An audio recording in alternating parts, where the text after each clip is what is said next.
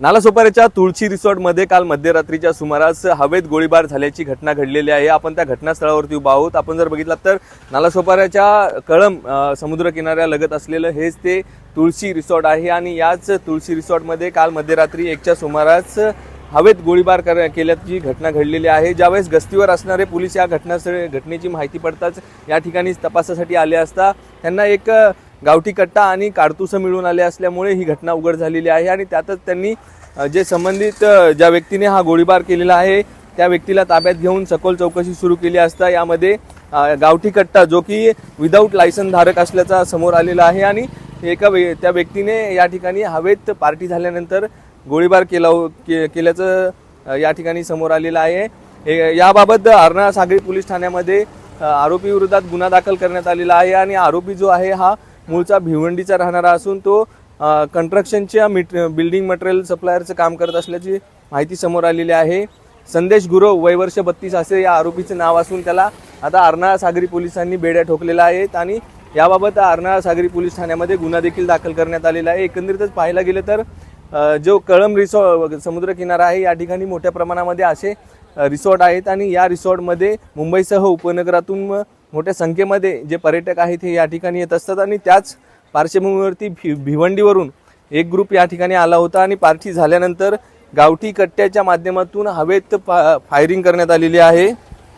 याबाबत अर्नाळा सागरी पोलीस ठाण्यामध्ये गुन्हा दाखल करण्यात आलेला असून आरोपीला अटक करण्यात आलेला आहे। परंतु या जर कळंब अर्नाळा राजुरी या समुद्र किनाऱ्याच्या लगत असणाऱ्या रिसॉर्टच्या बाबतीत मात्र मोठ्या प्रमाणामध्ये आता प्रश्नचिन्ह उपस्थित होत आहेत, कारण या ठिकाणी जे स्थानिक गावकऱ्यांच्या उदरनिर्वाहासाठी या ठिकाणी रिसॉर्ट चालवण्यात येतात, परंतु अशा पद्धतीने बाहेरचे लोक येऊन या ठिकाणी गैरकृत्य करत असल्यामुळे या ठिकाणच्या स्थानिक गावकऱ्यांमध्ये एक असंतोषपणा आपल्याला दिसून येत आहे। त्यामुळे आता या घटनेमध्ये हा गावठी कट्टा कुठून आला, ह्या गावठी कट्ट्यातून हवेत फायरिंग करण्याचं नेमकं कारण काय आहे हे मात्र पोलिसांच्या तपासानंतरच समोर येणार आहे। संदीप गायकवाड, APS मराठी, नालासोपारा। सुमारे 1:30च्या सुमारास म्हणजे आज पहाटे 1:30च्या सुमारास एका व्यक्तीने तुलसी रिसॉर्ट आहे कळंब बीचवर, इथे फायरिंग केल्याचा आवाज आमच्या बीट मार्शलला आला। बीट मार्शल तिथे गेली, त्यांनी व्हेरीफाय केलं तर पहिल्यांदा ते अशी कुठली घटना घडली नाही असं सांगितलं त्यांनी। त्यानंतर मग आमचे नाईट ऑफिसर तिथे गेले, त्यांनी पाहणी केली असता त्यांना एक काडतूस खाली केस भेटली। त्यानंतर सखोल चौकशी केल्यानंतर असं निष्पन्न झालं की तिथे एक वेपन म्हणजे गावठी कट्टा होता आणि एका माणसाने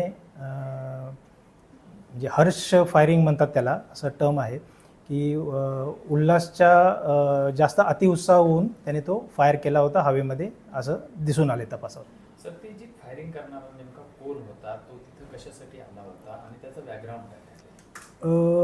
फायरिंग करणारा जो व्यक्ती आहे तो संदेश गुरव नावाचा व्यक्ती आहे।